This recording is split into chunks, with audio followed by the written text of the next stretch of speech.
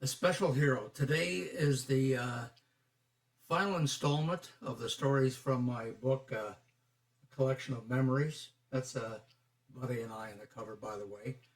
A special hero. Today's topic. Um, it was a special time, in particular for those of us who were born during or prior to World War II. During Remembrance Week, with two special days, one of them is November the 11th, and normally I post a photo of the Prophet brothers, Uncle Betts, Uncle George, and my dad Alex. They were stationed in the UK and had a weekend leave, and they just happened to be able to get together in London and had a wonderful photo taken, which they sent home to Grandma. She was so proud of her boys. Also on November the 11th, I like to mention my two uncles on my mother's sides, my uncle Jim Whitney and my uncle Bob Whitney, who also served during World War II.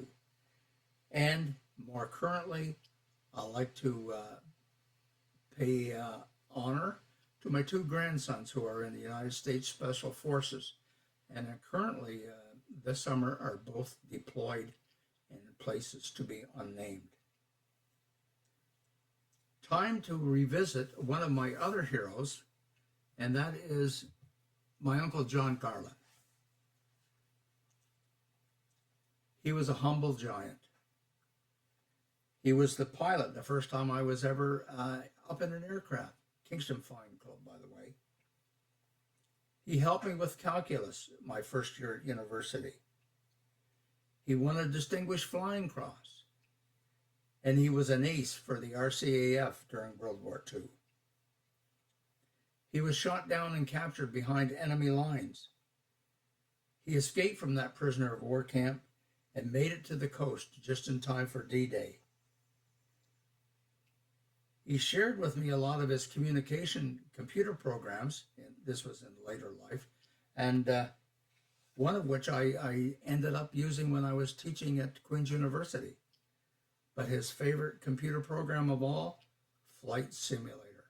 What else?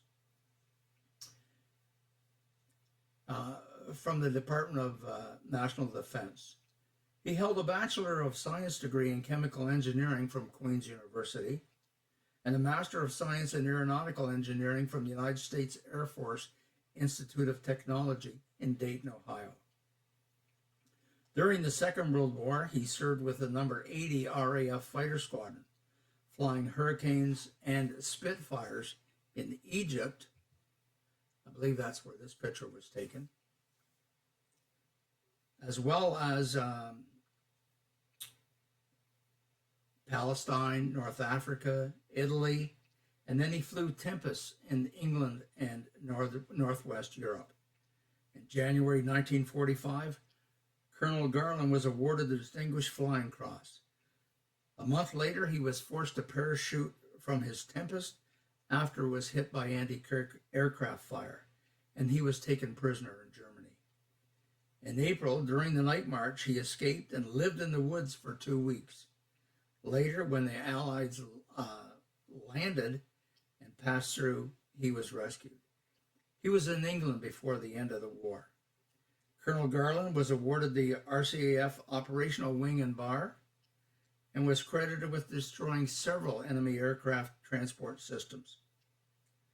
His post-war career included staff assignments as Canadian Forces Headquarters, Project Control Officer at Central Experimental and Proving Establishment, a United States Air Force exchange tour in Colorado, commander of the Cold Lake Detachment and Central Experimental and Proving Establishment, and officer commanding number 102 Composite Unit.